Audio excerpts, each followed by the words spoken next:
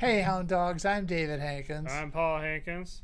I'm Trevor Hankins. And I'm Julie Cannon. and you're on the air with Power Squared. This Oh. week we're going to talk about issue 19, which is coming out on Wednesday, um, Wednesday, December 6th, Yeah. when this actually will be up on YouTube. Yes. See how that ties in? Um, we were going to have Rachel Wells, but she had to back out at the last minute. So what do we remember about issue 19? It seems like it was a little while ago that we did I remember it being easier to letter. it. Yeah, a lot of action, less lettering, Yeah. less hammering. I remember doing something that it paid off visually, but I ended up um I remember since there was a lot of effects going on into it, I decided to try something out with the line art. Mm-hmm. And it paid off in the end, but I also remembered how critical I had to be when trying to color it, because I had to make sure it didn't blend in with everything else that Rachel did in terms of line work. All right. So we should start with maybe writing it. So I think we talked about this briefly in our little writers roundtable, but you wrote most of this. Yes. Want to talk about the idea behind the story? Yeah. So I wanted to emphasize. Thought that we needed to keep emphasizing the yokai aspect of Power Squared. So I was trying to think of yokai that would be like a good opponent, I suppose. I remembered the Yosenju archetype in Yu-Gi-Oh, and which was about Kama Itachi, and so I ended up looking into them more, and was as I researched them, I realized I could easily make a story around it. Okay. So then, part of that was also the wind would be a major aspect. Okay. So there are three Kamitachi. Yes. They each seem to have a different function, or is that going to Yes. save it for the book, or you want to at least talk a little bit about that now? Yeah, so there are actually multiple interpretations of Kama Itachi, and actually the Yosenju archetype kind of reflects that with the different cards. But so I went with the interpretation where it's three, where one of them knocks someone down, the other cuts someone, and then the other kind of heals it. So it's like they weren't there. But the Kama Itachi are basically used to explain the idea of like you fall down and you get scraped. All right. And so, is it? I mean, are they being evil to knock you down and cut you, and then act like they weren't there? I mean, that last And, step sort of, it's nice, but it seems well, kind of, in Japan, spirits aren't 100% malevolent like they Okay. are in like American folklore. so they just sort of mess with you, kind of like, hey, what happened? Yeah, Yeah. Okay. A lot of them are more mischievous. yeah. So like, yeah. Okay. Just trying to, people are, what's a Kamitachi? So, we would ask Rachel about drawing it, but she's not with us. So you talked about coloring it. Mm-hmm. There's a lot of wind. Was that an issue for you at all? Oh no, not at all. It was like one of those things because the one thing when I used to be the colorist is I was used to just putting on the flats and then rendering it from there. So I hardly ever played around with the line work itself. So either adding colors or sometimes like or maybe even making some effect on the line work as well. So in this issue, I decided to try to add a bit more I guess color to the wind itself than just adding I guess white or blue or whatever I put down there just to indicate that it was its own thing, if that makes any sense. Yeah, there's blue. Yeah. So the moment I did that, I started realizing, wait, I had to afterwards I had to remember I had to also erase everything outside of that, so that way the blue was just committed to the wind. Yeah.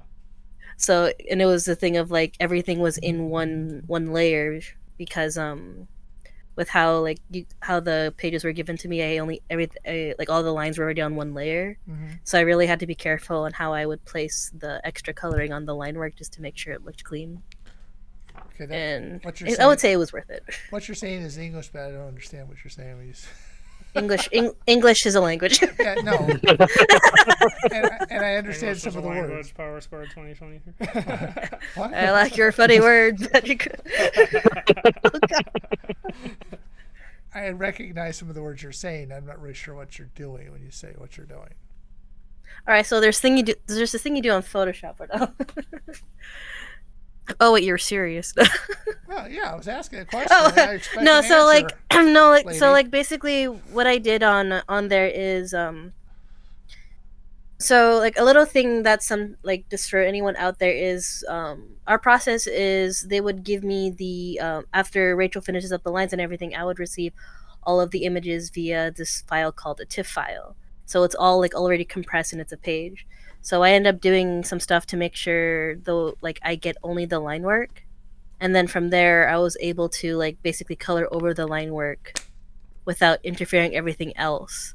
The problem was with the line work is everything else that Rachel inked was also a part of the wind effect that she did, which was no problem at all.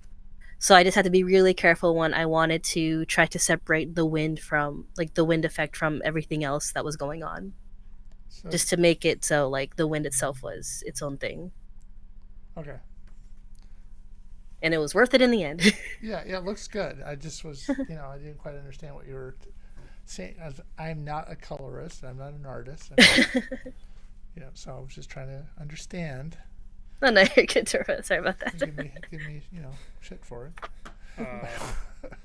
When I wrote the issue, I also tried to minimize the dialogue, Yes, which was why it was easy for Trevor. Well, I meant I could get it done faster.